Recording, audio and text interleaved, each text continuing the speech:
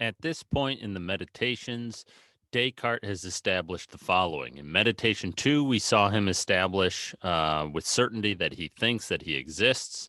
And then in meditation 3, he goes on to validate the truth rule by showing that God exists and God is not a deceiver. And though he doesn't draw this point out for us, what the truth rule gets for Descartes is all of mathematics. And so at this point, we're at the beginning of the sixth meditation. At this point, Descartes has justified, validated at least that part of human knowledge. But there's a problem, which we've talked about. How is he going to validate the sciences? The sciences seem to rest on perception. In order to establish certain scientific principles, in order to establish certain things about astronomy or chemistry, we are going to have to rely on perception. What justifies certain scientific claims or principles is perception. And so, until Descartes can validate perception, sense perception, he is not going to be able to validate these other sciences.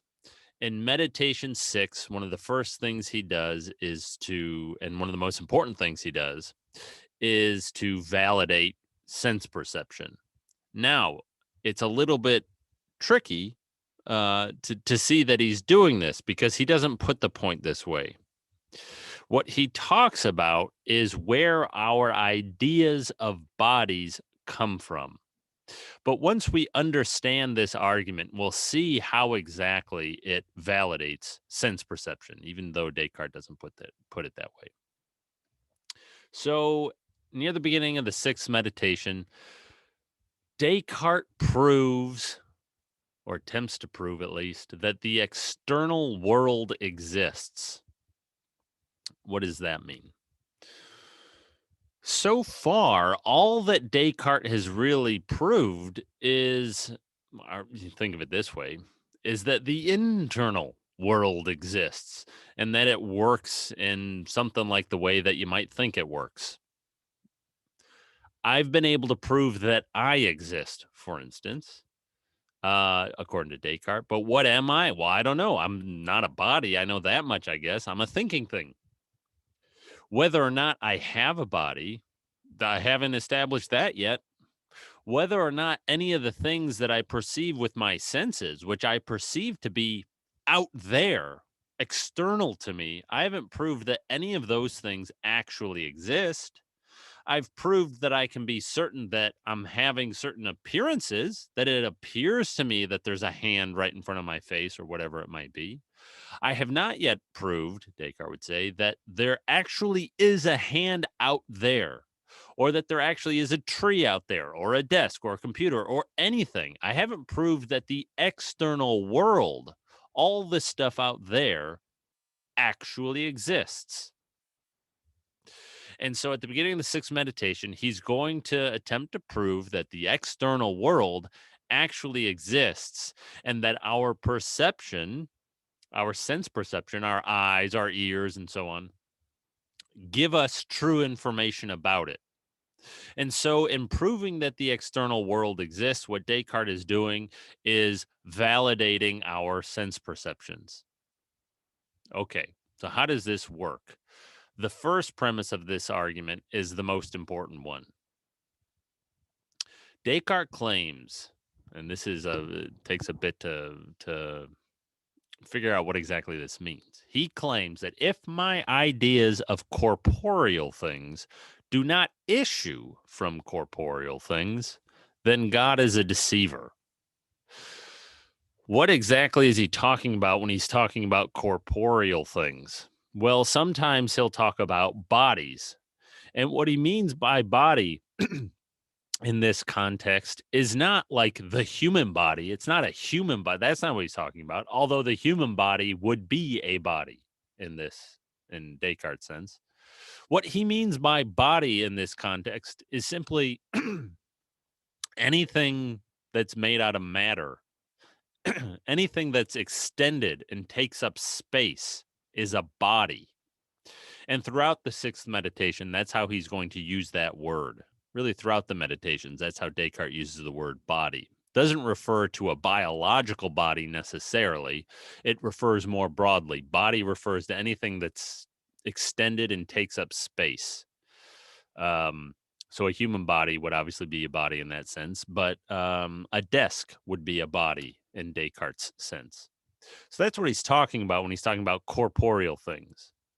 Now, I have ideas of corporeal things, ideas of bodies.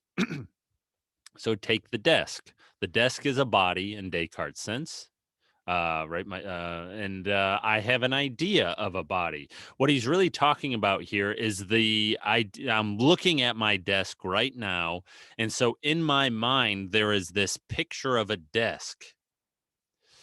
That's my idea of the desk, right? When I'm actually looking at it, right? And that the information is going into my eyes, going to my mind.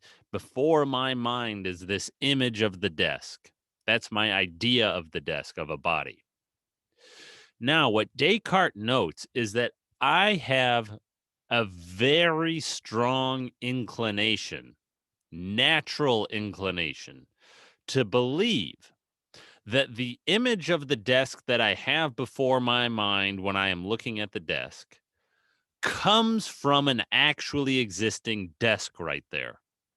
I have a very strong inclination, a very strong natural inclination, innate inclination to believe that my ideas of bodies come from actually existing bodies.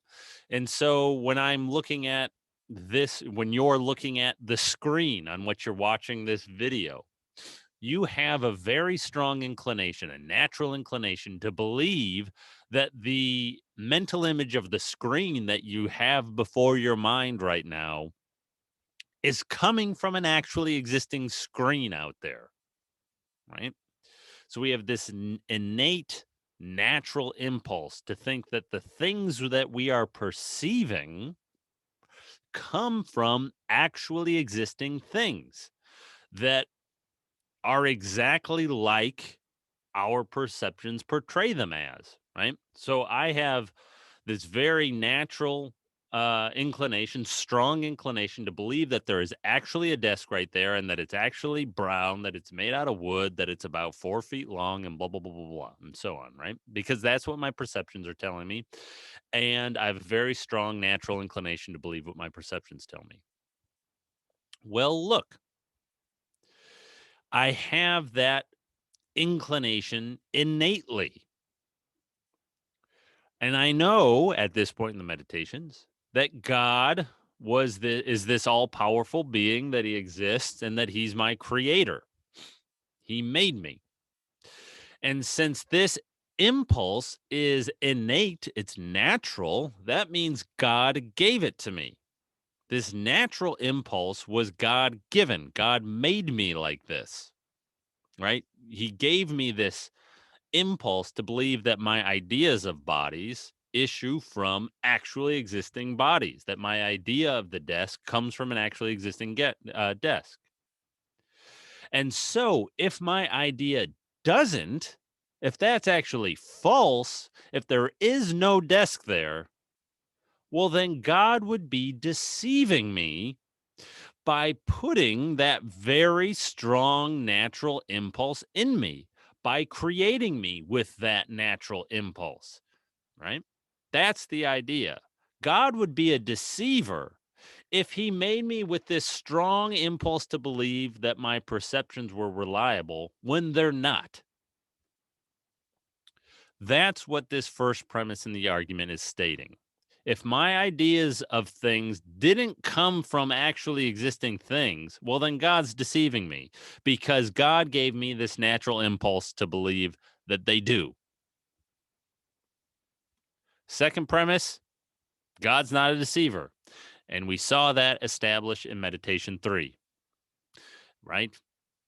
Deception is an imperfection, a defect. God is infinitely perfect, and so God's not a deceiver. Well, from those two premises, it straightforwardly follows then that my ideas of corporeal things issue from corporeal things. that my idea from the desk comes from an actually existing desk out there. And what that implies is that the external world exists, that there is a desk out there, that there is a hand out there, that I have a body, right? Because I perceive my body using my senses. And I have a very strong natural inclination to believe that there's actually a body there that I am perceiving and that my perceptions of my body come from my actually existing body. Well, look, God gave me that impulse. He would be deceiving me if I didn't actually have a body. And so I can conclude on the basis of the fact that God is not a deceiver that I have a body, that there is a desk there, that there's a tree outside my window, that I actually have a window there, and so on for everything else that I might perceive. And so, in general, what we can conclude is that the external world exists because there is this kind of divine guarantee. God is not a deceiver, right? And so, this is how Descartes finally validates sense perception.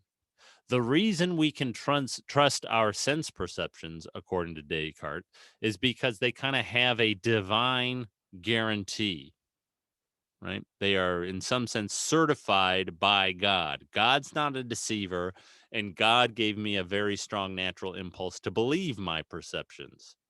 If those perceptions turned out to be false, well, then God would be deceiving me. But God's not a deceiver. And so we can trust our perceptions.